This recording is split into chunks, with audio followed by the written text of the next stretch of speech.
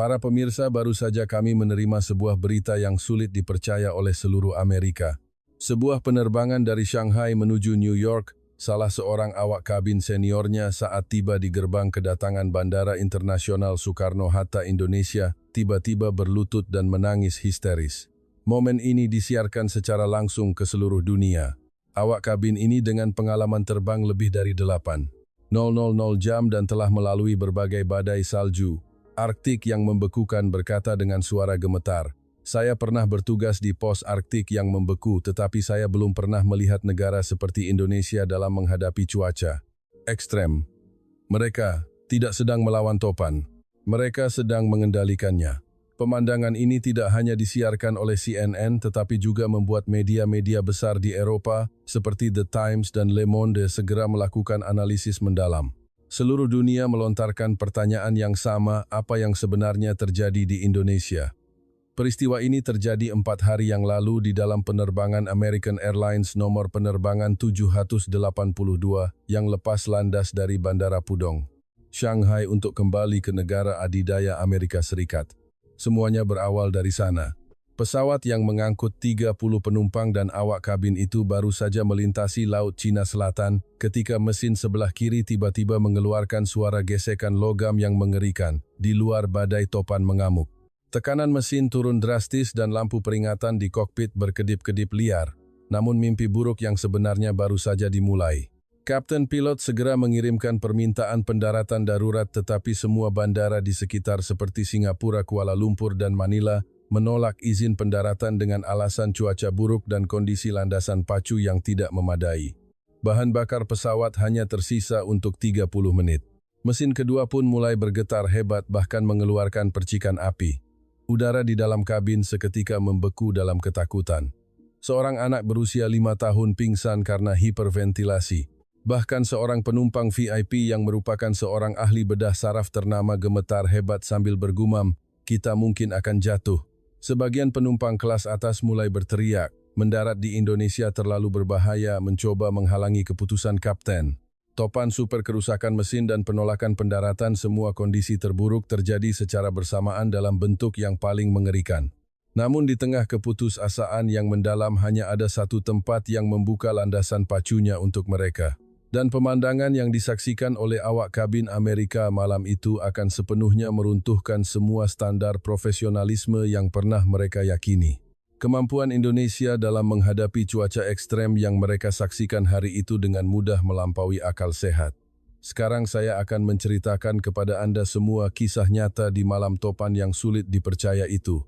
Saya adalah seorang kepala kabin yang telah bekerja untuk American Airlines selama 17 tahun.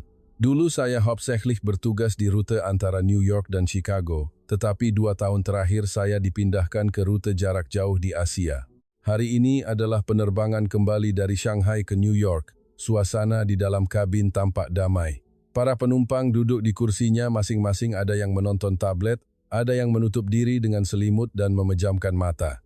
Para penumpang VIP adalah tipe yang sangat saya kenal, seorang pria yang tampak seperti CEO sebuah perusahaan keuangan internasional, seorang pengacara partner dari firma hukum ternama yang terukir di kartu namanya, dan seorang mantan pejabat yang memancarkan aura pengalaman diplomasi yang kaya.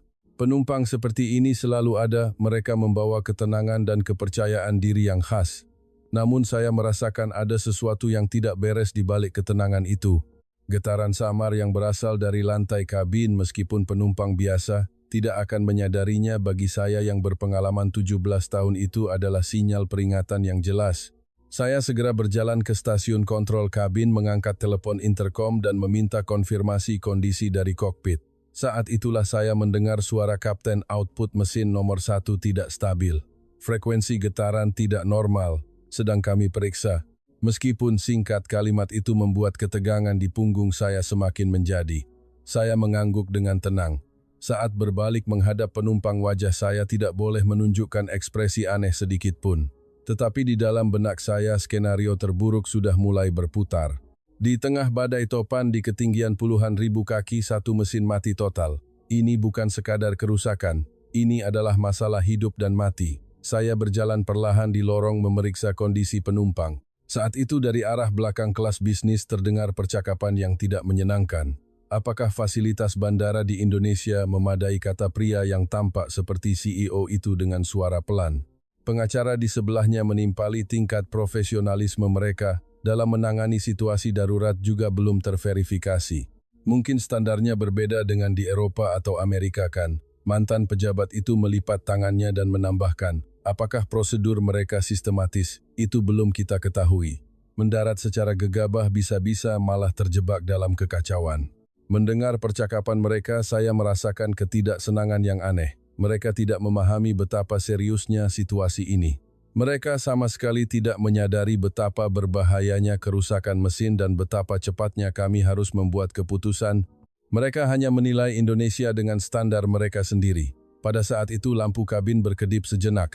Beberapa penumpang mengangkat kepala. Saya segera tersenyum cerah untuk menenangkan mereka. Tetapi di earphone saya pesan kedua dari kapten masuk, lampu peringatan mesin nomor 2 menyala, output turun 20%, jantungku berdebar kencang. Saya menatap ke arah kokpit dan menarik napas dalam-dalam. Kami sekarang berada di jurang antara hidup dan mati. Kemudian, kapten membuat keputusan. Mengubah rute menuju Jakarta, bersiap untuk pendaratan darurat. Ketika kalimat itu diumumkan melalui pengeras suara kabin udara di kelas bisnis seketika membeku. Ke Jakarta, suara CEO itu penuh dengan ketidakpercayaan yang jelas. Kenapa tidak ke Singapura atau Kuala Lumpur? Pengacara itu langsung bereaksi. Mantan pejabat itu menyilangkan tangan dan menggelengkan kepala. Bukankah risikonya terlalu besar? Saya melihat reaksi mereka dan menyaksikan secara langsung sifat manusia yang paling mendarah daging, bahkan dalam situasi kritis prasangka tidak mudah hilang. Bahkan ketika nyawa mereka sendiri dipertaruhkan, mereka masih berasumsi bahwa Indonesia tidak cukup baik. Dalam hati saya bergumam, yang kita butuhkan sekarang bukan diskriminasi tapi pilihan untuk selamat. Namun sentimen penolakan semakin memanas. Beberapa penumpang memanggil saya dengan ekspresi cemas. Saya berusaha sekuat tenaga menenangkan mereka, tetapi rasa ketidakpercayaan di kelas bisnis terasa seperti mesin rusak lainnya menekan seluruh kabin hingga sesak napas. Pesan ketiga dari kapten datang. Saat ini sulit mempertahankan ketinggian, mulai turun. Pesawat perlahan mulai menukik. Saya mencengkeram pegangan dengan erat. Dan pada saat itulah, untuk pertama kalinya saya bertanya pada diri sendiri, apakah pergi ke Jakarta benar-benar tidak masalah? Keraguan itu pada akhirnya menjadi sebuah ujian yang harus dipertaruhkan dengan nyawa. Kapten sambil membolak-balik manual darurat berkata dengan tegas, dengan kondisi saat ini, bandara terdekat yang dapat meminimalkan waktu di udara adalah Soekarno-Hatta. Begitu kata-kata itu selesai, suara penolakan langsung terdengar dari kelas bisnis. Apakah itu data resmi? CEO itu memanggil saya. Saya berjalan mendekat dengan tenang, tetapi wajahnya penuh dengan ketidaksenangan yang jelas. Beritahu kapten bandara di Singapura atau Seoul, jauh lebih unggul dalam hal fasilitas skala dan pengalaman. Kenapa harus memilih Indonesia? Pengacara itu menyela. Dilihat dari data statistik, bandara di Korea Selatan juga memiliki lebih banyak kasus penanganan pendaratan darurat. Seharusnya kita pergi ke tempat yang sudah terbukti. Saya menyampaikan pendapat mereka ke kokpit. Kapten terdiam sejenak, lalu memberikan jawaban yang tegas. Dengan output mesin saat ini kita tidak akan sampai ke sana.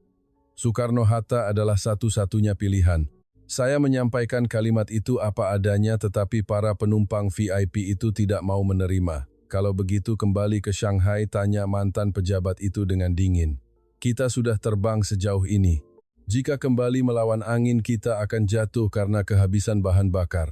Jawaban saya membuat mereka terdiam, tetapi raut ketidakpercayaan di wajah mereka masih kental.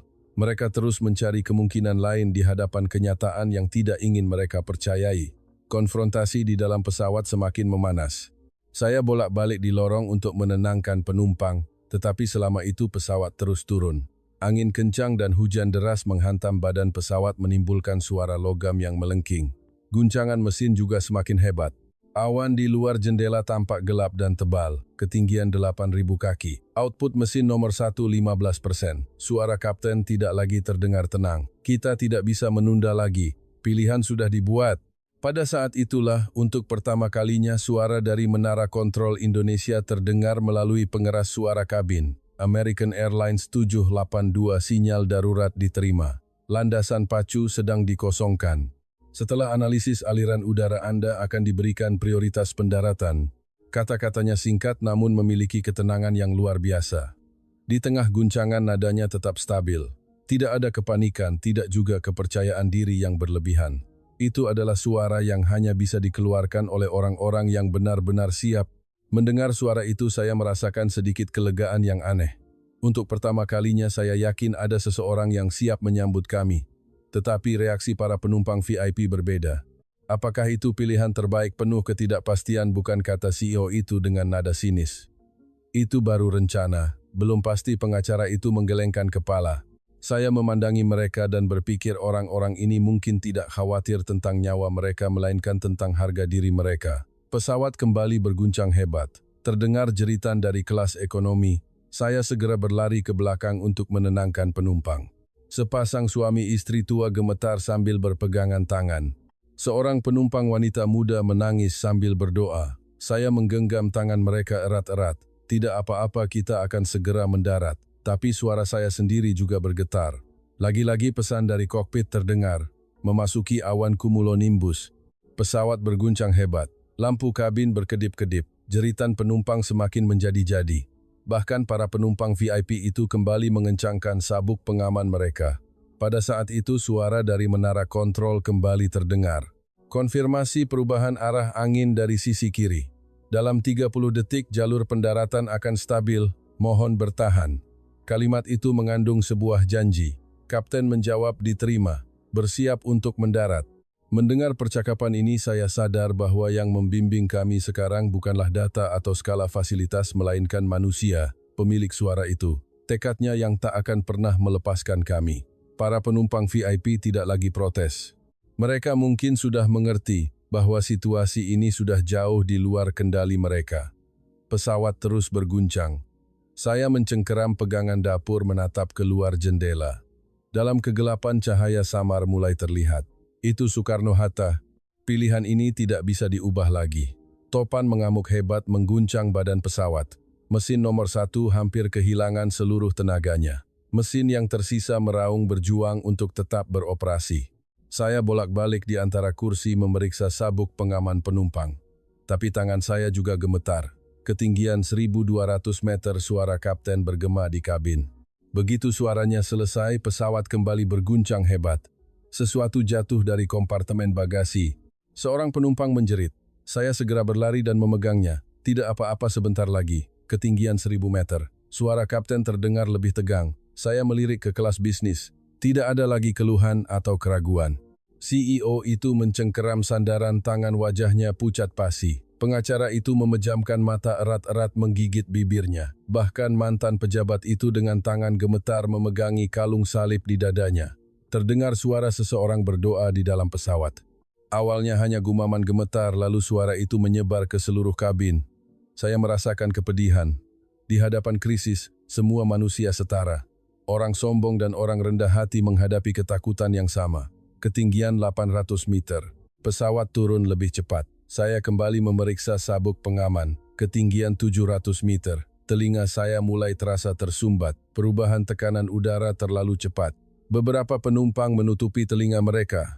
Seorang anak kecil mulai menangis. Saya melihat ibunya memeluknya erat-erat menenangkannya. Ketinggian 600 meter. Pesawat miring tajam bergoyang ke kiri lalu ke kanan. Beberapa penumpang menjerit. Saya mencengkeram pegangan lebih erat.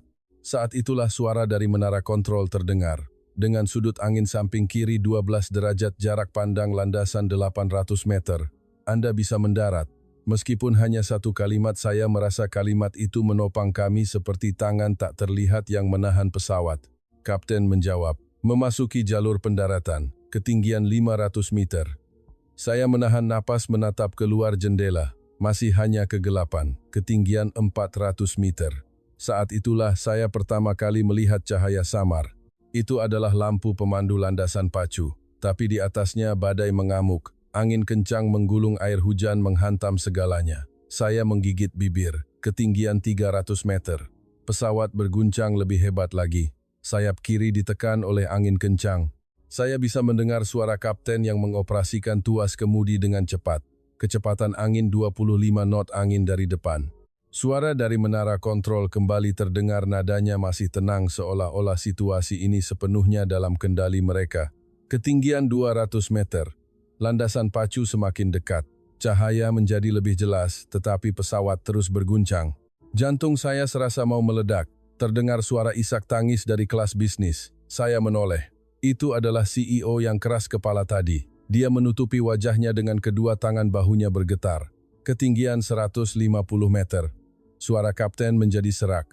Saat itu saya sadar bahkan kapten pun sudah mencapai batas ketegangannya. Ketinggian 100 meter. Pesawat miring hebat untuk terakhir kalinya. Sayapnya diangkat oleh angin kencang. Para penumpang menjerit. Ketinggian 50 meter. Saya memejamkan mata erat-erat. Jari-jari saya yang mencengkeram pegangan menjadi putih karena terlalu kuat. 30, 20, suara angin semakin kencang. 10, lalu DUG, suara keras terdengar. Roda pendaratan menyentuh landasan. Tapi ini belum berakhir. Pesawat memantul keras lalu terangkat lagi ke udara. Jeritan penumpang semakin keras. Saya membuka mata. DUG, kali ini pendaratan yang sesungguhnya. Pesawat mulai meluncur di landasan yang tergenang air. Suara rem yang melengking menusuk telinga. Badan pesawat bergoyang ke kiri dan ke kanan meluncur dengan berbahaya. Saya mencengkeram pegangan lebih kuat. Titik-titik cahaya di sisi landasan melesat cepat. Pesawat terus meluncur, tidak bisa berhenti. Jantung saya seolah berhenti berdetak. 10 detik berlalu masih meluncur. 20 detik kecepatan mulai melambat. 30 detik, perlahan, sangat perlahan. Lalu berhenti. Benar-benar diam. Hening. Keheningan yang mematikan. Tidak ada suara mesin, tidak ada suara angin dan hujan. Tidak ada suara siapapun. Hanya napas kami yang terengah-engah memenuhi seluruh ruangan. Saya bahkan lupa melepaskan sabuk pengaman. Saya hanya duduk terpaku, kaki saya lemas, tangan saya masih gemetar. Semua ini terasa tidak nyata. Apakah kami benar-benar selamat? Saya melirik ke kelas bisnis. CEO itu menutupi wajahnya dengan kedua tangan, menangis tanpa suara. Pengacara itu menatap langit-langit, menggigit bibir, matanya berkaca-kaca. Mantan pejabat itu memejamkan mata, menempelkan salibnya erat di dada. Para penumpang VIP yang keras kepala itu tidak mengucapkan sepatah kata pun. Tidak ada yang bergerak.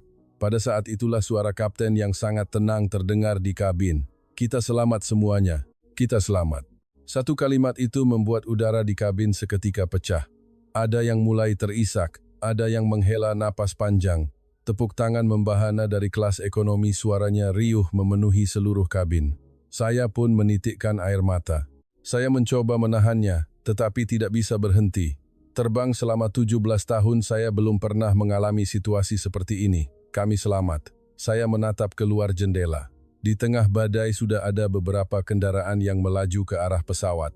Cahaya merah, cahaya kuning, cahaya biru menembus tirai hujan mendekati kami. Saat itu saya sadar ini bukanlah akhir. Kisah yang sebenarnya baru saja akan dimulai. Belum sampai 2 menit pesawat berhenti total. Di luar jendela sudah ada puluhan anggota tim penyelamat yang siaga. Bahkan di tengah badai mereka bergerak dengan presisi ke posisi yang ditentukan, mulai menjalankan tugas masing-masing. Saya berdiri dari kursi menempelkan wajah ke jendela. 3 mobil pemadam kebakaran, 4 ambulans dan 6 kendaraan teknis. Semua kendaraan berbaris dengan jarak yang sempurna mengelilingi pesawat. Gerakan mereka tidak ada keraguan sedikit pun, seolah-olah sudah berlatih ratusan kali. Tim medis menyiapkan tandu dan peralatan P3K. Tim teknis segera bergerak ke arah mesin. Gerakan mereka tetap mantap bahkan di tengah topan. Tanpa sadar saya bergumam, luar biasa. Saat itu sebuah suara terdengar dari belakang saya. Kebetulan saja, mereka hanya mengikuti manual. Itu adalah si CEO. Dia melihat keluar jendela masih dengan nada dingin. Siapapun bisa melakukannya jika ada prosedur operasi standar. Pengacara itu mengangguk setuju. Ya, tingkat seperti ini adalah standar dasar. Sama saja di Eropa atau Amerika. Saya menoleh ke arah mereka. Beberapa saat yang lalu mereka masih gemetar ketakutan, tetapi sekarang mereka telah menemukan kembali kesombongan mereka. Mantan pejabat itu melipat tangan dan berkata, "Sebenarnya hanya beruntung. Anginnya kebetulan sedikit melemah, waktunya pas." Saya memandangi mereka dan mengerti sifat purba manusia.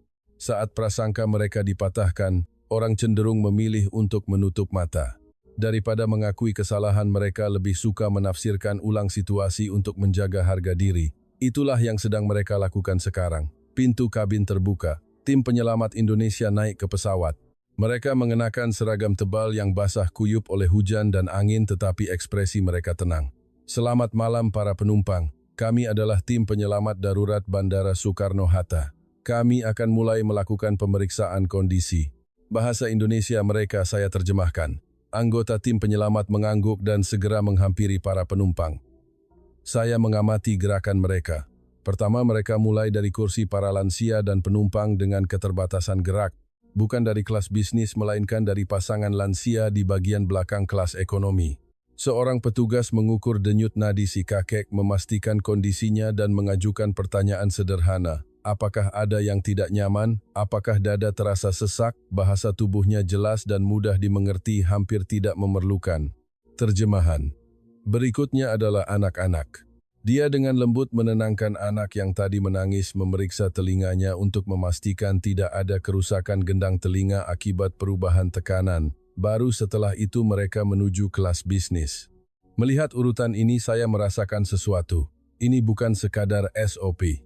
Prioritasnya sangat jelas, bukan berdasarkan uang atau status, melainkan dimulai dari orang yang benar-benar membutuhkan bantuan. Tim medis masuk ke kabin. Mereka memeriksa kondisi penumpang satu persatu. Apakah ada yang mengalami gejala hiperventilasi? Karena kedinginan penumpang yang mengonsumsi obat tekanan darah, mohon izinkan kami memeriksa Anda terlebih dahulu. Mereka memperlakukan semua penumpang dengan setara. Tidak ada perbedaan antara penumpang VIP dan penumpang kelas ekonomi. Melihat pemandangan ini, pengacara itu bergumam, orang-orang itu lebih dulu peduli pada orang tua daripada kita. Wajah partner firma hukum ternama ini untuk pertama kalinya menunjukkan ekspresi bingung. Dia sepertinya terkejut pada dirinya sendiri dan mengalihkan pandangannya. CEO itu langsung membantah, bukankah itu sudah seharusnya dalam keadaan darurat memprioritaskan lansia adalah prosedur dasar. Tapi suaranya kurang percaya diri. Saya kembali menatap keluar jendela. Tim teknis berkumpul di sekitar mesin. Seorang teknisi memegang senter memeriksa bagian dalam mesin. Yang lain mencatat sesuatu di tablet. Kapten keluar dari kokpit dan berbicara dengan pemimpin tim teknis. Saya mendekat. Bagaimana kondisinya? Pemimpin tim teknis menunjukkan tabletnya dan menjelaskan bilah turbin di mesin nomor 1 mengalami kelelahan termal yang parah. Suhu internal melebihi batas. Kami juga menemukan 5 retakan akibat getaran. Dia berhenti sejenak lalu menambahkan, bisa bertahan sampai mendarat adalah sebuah keajaiban. 10 menit lagi di udara mungkin mesinnya sudah meledak. Punggung saya terasa dingin. 10 menit. Jika kami tadi bersikeras pergi ke Seoul, mungkin sekarang kami sudah tidak ada lagi di dunia ini. Wajah Kapten pucat pasi. Jadi keputusan untuk datang ke Jakarta adalah keputusan yang menyelamatkan nyawa kita. Nada suara pemimpin tim teknis sangat tegas. Setelah mendengar percakapan ini, saya kembali ke kelas bisnis. Para penumpang VIP masih melihat keluar jendela sambil berbisik. CEO itu bertanya pada saya, apa yang mereka katakan? Saya ragu sejenak lalu menjawab dengan jujur. Mereka bilang mesinnya rusak total. Bisa bertahan sampai mendarat adalah sebuah keajaiban. Oh ya, dia mengangguk acuh tak acuh. Ya, hal seperti itu bisa saja terjadi. Yang penting kita selamat. Hal seperti ini akan dilakukan di negara manapun, bukan hanya Indonesia yang istimewa, kata mantan pejabat itu. Saya tidak menjawab kalimat itu.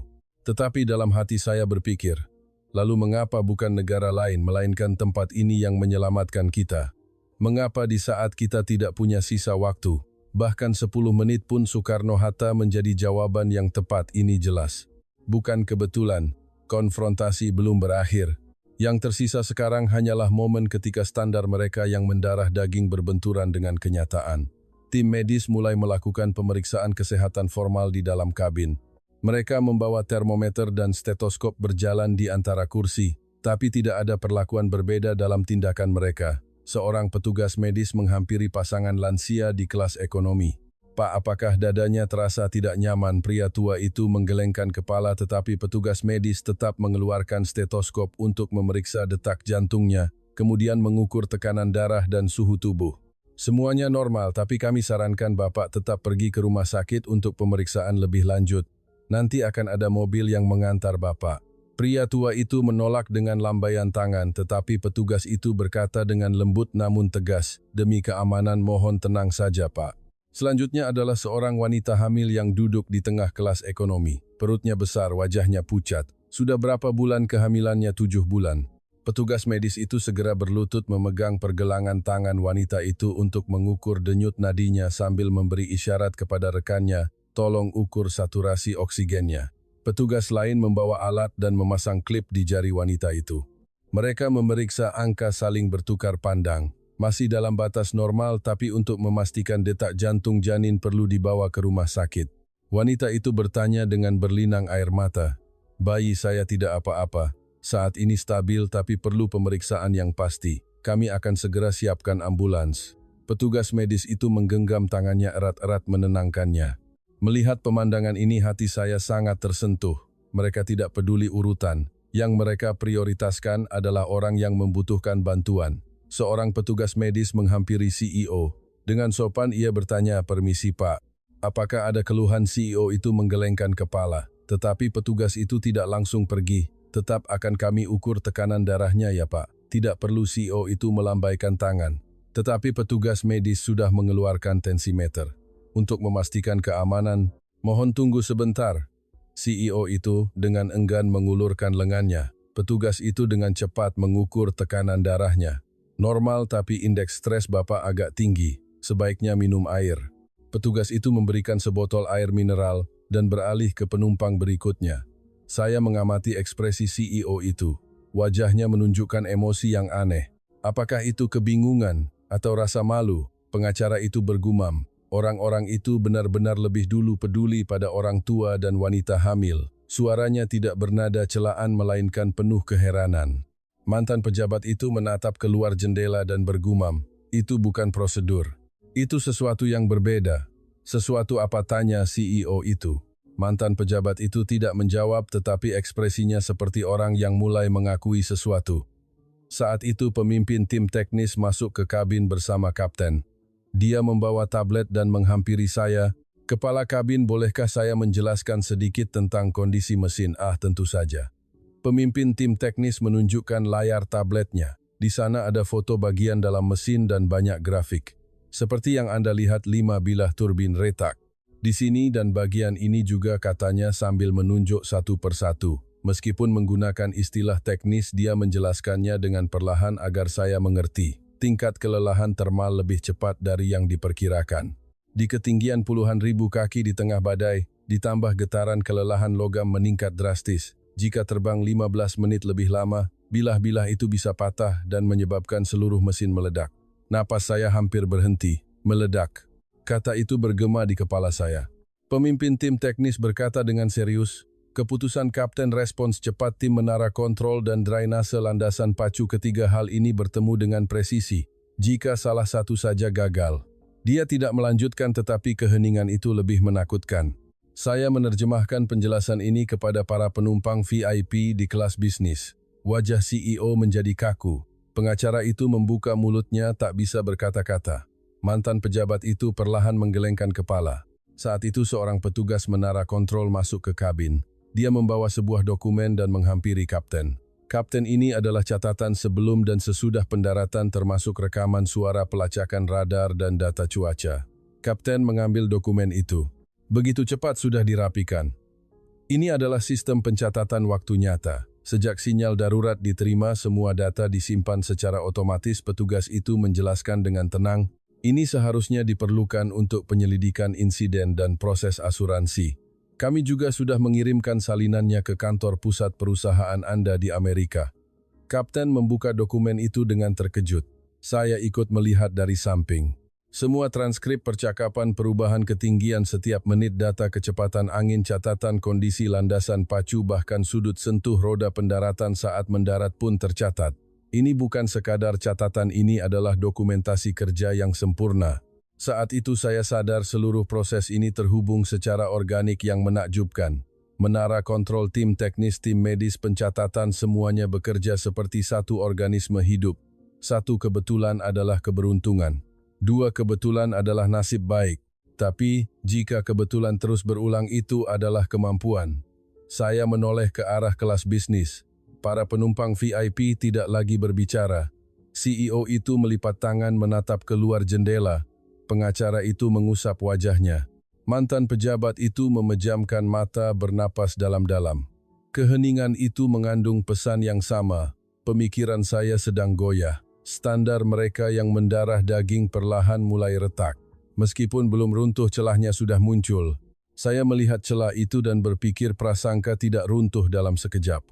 Ia retak perlahan sedikit demi sedikit. Lalu pada suatu saat ia akan ambruk, dan saat itu saya rasa akan segera datang. Tim medis menyelesaikan pemeriksaan terakhir dan pergi. Tim teknis juga menyelesaikan pekerjaan pengamanan mesin. Petugas menara kontrol berjabat tangan dengan kapten dan pergi. Semuanya begitu presisi, semuanya siap. Dan para penumpang VIP itu tidak bisa lagi menyangkal semua ini. Tim penyelamat sedang melakukan pendataan penumpang terakhir. Kabin sudah separuh kosong. Para lansia dan wanita hamil sudah diangkut dengan ambulans. Kursi-kursi kosong itu dialiri udara dingin dan basah. Hanya lampu langit-langit yang menerangi lorong dengan samar. Saya berdiri di dekat pintu keluar membantu sisa penumpang turun. Saat itu mantan pejabat itu perlahan berdiri. Dia mengenakan mantelnya melihat sekeliling seolah-olah sedang memastikan sesuatu. Atau lebih tepatnya takut melewatkan sesuatu. Dia berjalan perlahan menyusuri lorong kelas bisnis dan tiba-tiba berhenti di depan pintu keluar. Seorang anggota tim penyelamat sedang melakukan pemeriksaan terakhir. Pria itu tampak berusia 40-an, wajahnya memerah karena angin hujan dan dingin. Seragamnya basah kuyup, sarung tangannya basah. Setiap embusan napasnya mengeluarkan uap putih. Dia memeriksa bawah kursi, membuka kompartemen penyimpanan, bahkan memeriksa setiap pintu toilet untuk memastikan tidak ada penumpang yang tertinggal atau barang berbahaya yang jatuh. Gerakannya tampak lelah tetapi tidak goyah sedikit pun. Mantan pejabat itu hanya berdiri diam memperhatikannya. 5 detik, 10 detik, 20 detik. Waktu terasa sangat lama. Tangan mantan pejabat itu mengepal dan mengendur di sisi mantelnya. Dia sepertinya ingin mengatakan sesuatu tetapi tidak bisa keluar. Bibirnya bergerak-gerak. Melihat pemandangan ini saya merasa orang ini sedang runtuh. Keyakinan standar dan prasangka yang telah ia bangun sejak lama sedang hancur berkeping-keping. Anggota tim penyelamat itu menyelesaikan pemeriksaan kursi terakhir dan berdiri. Sambil membuat catatan di tabletnya dia berjalan ke arah kami. Mantan pejabat itu akhirnya angkat bicara. "Maaf." Suaranya bergetar. Dia sepertinya terkejut pada dirinya sendiri lalu berhenti sejenak. Tim penyelamat berbalik. "Ya, ada yang bisa saya bantu?" Mantan pejabat itu ragu lagi. Pandangannya beralih antara lantai dan wajah petugas itu. Seolah-olah telah mengumpulkan segenap keberanian, dia perlahan mengangkat kepala. "Apakah kami sangat merepotkan kalian?" Pertanyaan itu bercampur dengan berbagai emosi, permintaan maaf, rasa malu, penyesalan, dan sisa ketidakpercayaan yang belum sepenuhnya hilang. Saya mengerti bobot pertanyaan itu. Orang ini pada saat ini sedang mengakui kesombongannya. Dirinya 2 jam yang lalu yang meragukan Indonesia. Dirinya yang tidak percaya pada menara kontrol. Dirinya yang bahkan dalam ketakutan pun tidak bisa melepaskan prasangka. Tim penyelamat menatap mantan pejabat itu. Keheningan 3 detik yang singkat terasa begitu berat. Lalu dia berkata, "Melindungi nyawa manusia bukanlah sebuah kerepotan. Itu adalah tugas kami. Tidak ada keraguan, tidak ada kebingungan, tidak ada bualan, tidak ada penghiburan, hanya pernyataan fakta." Suara yang seolah-olah mengatakan sesuatu yang sudah semestinya. Satu kalimat singkat itu bergema di dalam kabin. Ekspresi mantan pejabat itu hancur total. Bibirnya bergetar, matanya seketika memerah. Dagunya berkedut seolah-olah kehilangan kekuatan. Dia memalingkan wajah mencoba menyembunyikan emosinya tetapi sudah terlambat. Setetes air mata jatuh di pipinya. Melihat pemandangan ini seluruh tubuh saya merinding. Saya teringat saat di udara kami pertama kali mendengar suara petugas menara kontrol sinyal darurat diterima. Landasan pacu sedang dikosongkan. Anda akan diberikan prioritas pendaratan. Suara yang tenang dan tegas itu, dan kata-kata petugas penyelamat ini sekarang keduanya berasal dari akar yang sama. Kekuatan yang mereka miliki bukanlah peralatan, bukan teknologi terbaru, bukan juga fasilitas raksasa. Itu adalah filosofi. Filosofi tentang manusia, sikap terhadap kehidupan, dan konsistensi untuk menjalankannya dengan teguh. Standar yang dibangun oleh para penumpang VIP kelas bisnis itu seumur hidup mereka, uang skala reputasi merek yang teruji semua standar itu menjadi tidak berdaya di hadapan satu kalimat ini. Mantan pejabat itu lama tidak bisa berkata-kata. Dia tidak mencoba menyeka air matanya, hanya berdiri di sana. Lalu perlahan, sangat perlahan dia membungkuk dalam-dalam kepada petugas penyelamat itu. Pinggangnya membentuk sudut 90 derajat. Terima kasih. Kalimat itu penuh dengan suara serak dan gemetar, tetapi memiliki ketulusan yang belum pernah ada sebelumnya. Petugas penyelamat itu hanya mengangguk santai seolah-olah hanya melakukan apa yang seharusnya dilakukan. Dia melirik tabletnya lagi dan melanjutkan pekerjaannya. Mantan pejabat itu lama tidak bisa mengangkat kepalanya. Dia berdiri seperti itu selama beberapa detik lalu perlahan menegakkan tubuh dan berjalan keluar dari kabin. Saya melihat punggungnya sangat berbeda dari 2 jam yang lalu saat dia naik pesawat. Kesombongan telah hilang. Ada beban di bahunya. Itu bukan kerendahan hati melainkan kesadaran. Langkah kaki orang yang menyadari betapa kecil dan salahnya dirinya, CEO itu keluar. Dia melihat ke arah pintu keluar tempat mantan pejabat itu menghilang dan bertanya pada saya, apa yang dikatakan orang itu. Saya menyampaikan kata-kata petugas penyelamat itu apa adanya. Dia bilang, melindungi nyawa manusia bukanlah sebuah kerepotan. Itu adalah tugas kami. CEO itu terdiam sejenak. Dia menggerakkan bibirnya seolah-olah sedang merenungkan kalimat itu. Tugas. Gumamnya dengan suara pelan. Itu adalah suara orang yang telah mendapatkan pencerahan. Pengacara itu juga mengenakan mantelnya dan berjalan perlahan. Dia menatap petugas penyelamat yang masih melanjutkan pemeriksaannya. Kira-kira sudah berapa tahun orang itu bekerja? Tidak tahu. Dilihat dari ekspresinya itu adalah wajah orang yang sudah lama bekerja. Mungkin dia sudah sering mengulanginya ya. Situasi seperti itu tapi dia sama sekali tidak terlihat jenuh. Pengacara itu menatap punggung petugas penyelamat. Lihat tatapan matanya, tidak goyah. Saya kembali menatap petugas penyelamat itu. Dia masih diam-diam melakukan pemeriksaan terakhir. Kelelahannya jelas terlihat, bahunya turun, langkahnya lambat. Tetapi hanya tatapan matanya yang tidak goyah sedikit pun. Pengacara itu bergumam, kita salah. Pengakuan itu sangat pelan tetapi sangat berat. CEO itu perlahan mengangguk. Salah sejak awal. Standar yang kita pegang itu sendiri yang salah. Keduanya tidak berkata apa-apa lagi. Mereka berjalan perlahan menyusuri lorong. Langkah mereka berat. Itu adalah langkah kaki yang dibebani oleh rasa malu oleh pencerahan. Saya melihat punggung mereka dan berpikir inilah saatnya manusia berubah, begitu sunyi. Tidak perlu deklarasi besar, tidak perlu pembalikan dramatis. Hanya mengakui dalam diam, menundukkan kepala dan melangkah maju. Suara runtuhnya prasangka tidak terdengar tetapi ia benar-benar runtuh. Petugas penyelamat menyelesaikan semua pemeriksaan dan menghampiri saya. Kepala kabin pemeriksaan keamanan di dalam pesawat telah selesai. Sekarang Anda bisa turun dengan aman. Terima kasih banyak. Saya membungkuk dalam-dalam dari lubuk hati saya. Dia tersenyum sedikit dan berjalan keluar lebih dulu. Punggungnya memancarkan kelelahan tetapi langkahnya sangat mantap. Saya sendirian perlahan melihat sekeliling kabin. Selimut di setiap kursi berantakan. Barang-barang penumpang yang jatuh berserakan di lantai.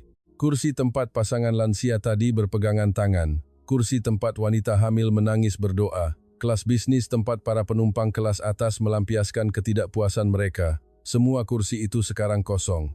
Tapi saya tahu kursi-kursi kosong ini akan segera terisi lagi oleh penumpang lain, krisis lain, cerita lain, dan mungkin Indonesia akan menyelamatkan seseorang lagi. Dalam diam dengan santai seolah-olah itu adalah hal yang wajar. Saya memeriksa kabin untuk terakhir kalinya dan berjalan menuju pintu keluar. Angin dingin menerpa wajah saya tetapi anehnya terasa hangat. Di landasan pacu yang basah oleh hujan masih ada kendaraan tim penyelamat yang siaga. Dari kejauhan samar-samar terdengar sirene ambulans. Melihat pemandangan ini saya berkata pelan, hari ini kita menyaksikan sebuah standar baru. Standar itu bukanlah skala fasilitas, bukan juga sesuatu yang bisa dibuktikan dengan angka, melainkan sikap terhadap manusia. Dan sikap itulah yang menyelamatkan kita. Saat saya menjejakkan kaki di landasan pacu, udara dingin menyelimuti seluruh tubuh saya. Suhu sekitar 15 derajat Celcius, tetapi angin kencang dan hujan membuat suhu terasa jauh lebih dingin. Setiap tarikan napas terasa membekukan paru-paru. Hujan menghantam wajah saya dengan keras. Saya menaikkan kerah mantel dan melihat sekeliling. Kendaraan tim penyelamat masih siaga. Tetapi mereka tidak menunggu di dalam mobil. Mereka berada di tengah badai memeriksa badan pesawat, menata peralatan, saling berkomunikasi. 2 orang teknisi berlutut di bawah mesin bekerja. Sarung tangan mereka sudah basah kuyup, wajah mereka memerah karena kedinginan, tetapi mereka tidak berhenti. Tim medis merapikan tandu di samping ambulans. Tim pemadam kebakaran memasang perimeter keamanan di sekitar pesawat. Para penumpang turun satu persatu. CEO itu berhenti di tengah tangga. Dia menatap tim penyelamat yang bekerja di tengah topan. Pengacara itu berdiri di sampingnya juga berhenti. Mantan pejabat itu turun paling akhir. Dia berdiri di ujung tangga perlahan memandangi landasan pacu. Ketiganya diam 1000 bahasa. Saat itu seorang teknisi berdiri dari bawah mesin. Dia melepas sarung tangannya, mencoba menghangatkan tangan dengan napasnya, tetapi karena terlalu dingin dia segera memakainya kembali. Dia memberi instruksi kepada rekannya dan keduanya kembali berlutut melanjutkan pekerjaan. CEO itu bergumam pelan, pasti dingin sekali orang-orang itu. Pengacara itu menjawab, tangan mereka mungkin sudah tidak bisa digerakkan lagi. Mantan pejabat itu tidak berkata apa-apa, hanya menatap mereka. Pandangannya beralih dari teknisi ke tim medis lalu ke tim pemadam kebakaran. Lalu dia berkata, "Kalian masih ingat saat itu?" CEO itu menoleh. "Saat apa?" kata-kata petugas menara kontrol. "Anda akan diberikan prioritas pendaratan." Suara mantan pejabat itu bergetar. Saat itu saya pikir itu adalah kata-kata yang tidak pasti. Direncanakan. Betapa ambigu. Dia memejamkan mata. Tapi sekarang saya lihat itu bukan ambiguitas. Itu adalah janji yang sangat presisi. Inilah momen ketika semua menjadi jelas. Kalimat singkat yang didengar di bab kedua, suara petugas menara kontrol yang tenang dan tegas. Anda akan diberikan prioritas pendaratan. Kalimat itu kini terwujud sepenuhnya di landasan pacu yang dingin ini. Pengacara itu perlahan mengangguk. Ya, orang-orang itu sejak awal tidak berniat menyerah pada kita. CEO itu mengepalkan tangannya. Tangan bersarungnya gemetar. Dan kita malah meragukan mereka. Sampai akhir, suaranya menjadi serak. Bahkan setelah mendarat kita masih bilang itu kebetulan, bilang kita beruntung. Kita salah, kata mantan pejabat itu. Kita benar-benar salah. Ketiganya terdiam. Hujan mulai membasahi mereka. Saya melihat pemandangan ini dari jarak beberapa meter. Punggung mereka terlihat sangat kecil. Orang-orang yang 2 jam lalu dengan sombongnya menilai Indonesia di dalam kabin kini benar-benar berbeda. Seorang petugas medis menghampiri mereka. "Bapak-bapak tidak apa-apa, di luar sangat dingin. Saya antar ke mobil ya." Mantan pejabat itu mengangkat kepala. Matanya merah. "Boleh saya bertanya sesuatu?" "Tentu silakan." Para teknisi itu, sejak kapan mereka di sana? Petugas medis itu melihat ke arah tim teknis. Mereka langsung keluar setelah menerima sinyal darurat. Sekitar 1,5 jam yang lalu. 1,5 jam. Di tengah hujan badai seperti ini, iya. Harus memastikan kondisi mesin dan menyelesaikan pemeriksaan keamanan, kata petugas medis itu seolah-olah itu hal yang wajar. Mantan pejabat itu tidak bisa berkata-kata. Pengacara itu bertanya dengan suara gemetar, apakah itu kewajiban? Apakah tertulis di manual seperti itu? Manual. Petugas medis itu berpikir sejenak lalu tersenyum. Di manual hanya tertulis siaga. Tapi kalau kami menunggu di dalam mobil, jika terjadi sesuatu respons kami bisa terlambat setengah detik. Dia mengatakannya dengan sangat alami. Ini menyangkut nyawa. Masa kami menunggu di tempat yang hangat? Setelah kalimat itu diucapkan, ekspresi CEO itu hancur total. Dia menunduk menutupi wajahnya dengan kedua tangan. Bahunya bergetar. Tidak jelas apakah dia menangis. Pengacara itu menatap langit. Hujan membasahi wajahnya tetapi dia tidak bergerak. Tidak jelas apakah itu air mata atau air hujan yang mengalir di pipinya, dan mantan pejabat itu berlutut. Tiba-tiba tanpa suara dia berlutut di landasan pacu yang basah, menundukkan kepalanya dalam-dalam. Petugas medis itu terkejut dan mencoba membantunya berdiri. "Pak, kenapa cepat bangun, lantainya dingin?" Tetapi mantan pejabat itu tidak bangun. "Maafkan kami." Suaranya bergetar. "Kami sejak awal meragukan kalian, tidak percaya pada kalian." "Tidak apa-apa, Pak. Mohon cepat bangun." "Tidak." Mantan pejabat itu mengangkat kepala, matanya penuh air mata. "Kalian menyelamatkan kami, tapi kami sampai akhir masih meragukan kalian." CEO itu pun ikut berlutut. Pengacara itu menyusul. 3 orang itu berlutut di landasan pacu yang basah kuyup menundukkan kepala. Suara runtuhnya prasangka tidak terdengar tetapi saya melihatnya dengan jelas. Momen ketika dinding purba itu runtuh. Momen ketika kesombongan itu meleleh. Petugas medis dengan panik membantu mereka berdiri. Sungguh tidak apa-apa, cepat bangun nanti masuk angin. Mantan pejabat itu berkata dengan suara gemetar, "Terima kasih." Sungguh. CEO itu sambil menyeka air mata berkata, "Kami telah belajar." Pengacara itu tidak berkata apa-apa, hanya terus menundukkan kepala. Petugas medis mengantar mereka ke mobil. Ketiganya berjalan terhuyung-huyung saling menopang. Saya melihat punggung mereka dan sadar beginilah cara prasangka runtuh. Bukan melalui perdebatan sengit, melainkan melalui tindakan teguh di tengah angin dingin. Bukan melalui bujukan indah, melainkan melalui praktik dalam diam. Bukan melalui kata-kata, melainkan melalui sikap. Saya kembali memandangi landasan pacu. Para teknisi masih bekerja di bawah mesin. Tim medis memeriksa penumpang terakhir. Tim pemadam kebakaran bersiap menyelesaikan pemeriksaan keamanan. Tidak ada yang mengharapkan pujian, tidak ada yang menanti ucapan terima kasih.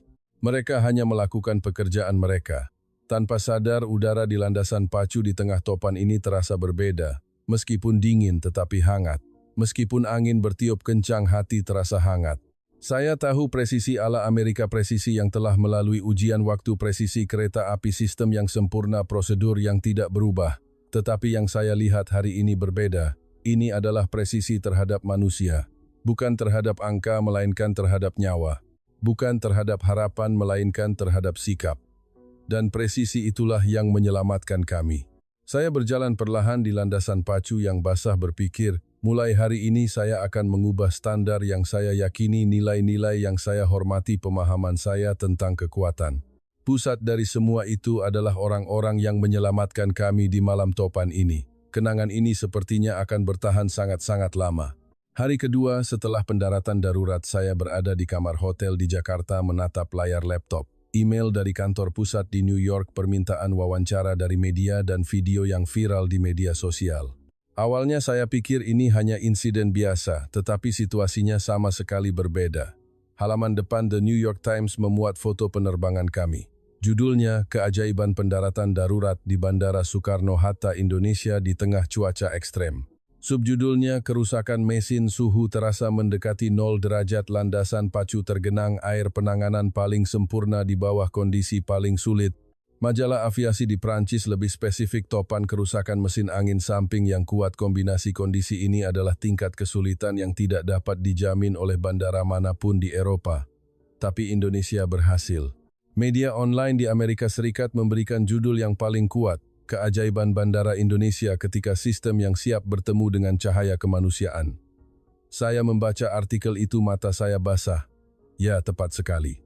Media sosial lebih ramai lagi. Video singkat yang diunggah penumpang, teknisi yang dengan tenang memeriksa badan pesawat di tengah badai, tim medis yang memprioritaskan lansia, pemimpin tim yang dengan teliti menjelaskan kondisi mesin, dan rekaman percakapan dengan menara kontrol. Video-video ini menyebar dengan jutaan penayangan. Saya membaca komentar-komentar, ini bukan masalah teknologi, ini masalah sikap. Indonesia telah menetapkan standar baru. Siaga di luar di tengah badai seperti itu selama 1,5 jam. Inilah profesionalisme sejati. Melindungi nyawa manusia bukanlah sebuah kerepotan. Itu adalah tugas kami. Kalimat itu menjelaskan segalanya. Saya menatap layar, air mata mengalir. Saya tidak tahu mengapa saya menangis. Terharu, malu, berterima kasih. Tidak semua emosi itu bercampur menjadi satu. Menjadi awak kabin selama 17 tahun, saya telah mengunjungi banyak bandara. New York, Paris, London, Tokyo, semuanya bandara yang hebat. Sistemnya sempurna, peralatannya canggih. Tetapi yang saya lihat di Jakarta berbeda. Itu adalah sesuatu yang melampaui sistem. Terdengar ketukan di pintu. Itu suara kapten. Saya menyeka air mata dan membuka pintu. Kantor pusat sudah menghubungi. Mereka ingin kita menyerahkan laporan resmi dan menerima permintaan wawancara, kata kapten sambil duduk di kursi tampak lelah. Dan pihak Indonesia menyatakan bersedia membagikan seluruh manual penanganan mereka kepada kita untuk tujuan pelatihan. Saya tertegun. Manual, ya.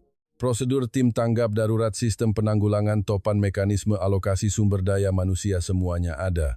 Kapten menghela napas. Jujur saja saya sangat malu. Kita dulu meragukan mereka tapi mereka bersedia memberikan semua data mereka kepada kita. Saya mengangguk. Kapten kita juga harus belajar, kata saya dengan tegas. Manual penanganan bandara ini harus dimasukkan ke dalam kurikulum pelatihan kantor pusat kita.